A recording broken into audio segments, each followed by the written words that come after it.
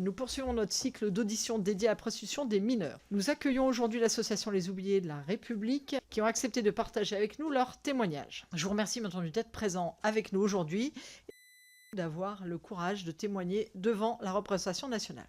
Selon la dernière étude de l'Observatoire national des violences faites aux femmes, plus de 700 mineurs victimes de prostitution ont été recensés en 2025 par les forces de l'ordre, soit une hausse de 43% entre 2021 et 2025, mais ces chiffres, bien qu'inquiétants, sont cependant largement sous-estimés.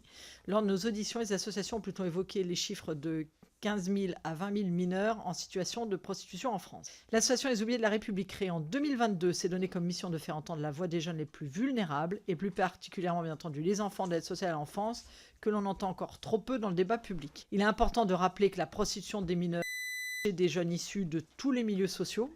Néanmoins, les jeunes mis sous protection des établissements de protection de l'enfance sont particulièrement exposés aux risques prostitutionnels, tant les violences subies par ces jeunes les ont fragilisés et tant les proxénètes ciblent ces structures.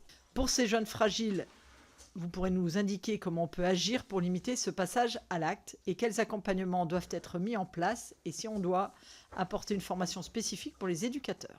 Par ailleurs, même si de nombreux jeunes se pensent consentants et libres de pratiquer la prostitution, il est bon de rappeler que la prostitution des mineurs relève de la traite des êtres humains et que le recours à la prostitution des mineurs constitue un délit puni de 3 ans d'emprisonnement, pouvant aller jusqu'à 7 ans si la victime a moins de 15 ans. Et donc, dans ce cadre, j'aimerais vous entendre également sur la pénalisation des clients et si vous avez d'autres solutions, parce que la pénalisation des clients, on voit bien que ce n'est pas forcément le plus efficace.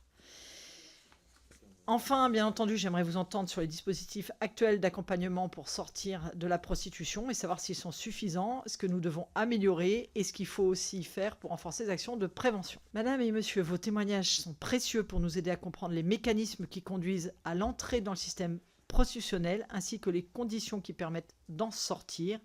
Alors je vais bien entendu, parce que le but c'est de vous écouter, vous laisser la parole pour vous faire part de vos témoignages, puis je donnerai la parole aux collègues qui souhaitent intervenir pour des échanges.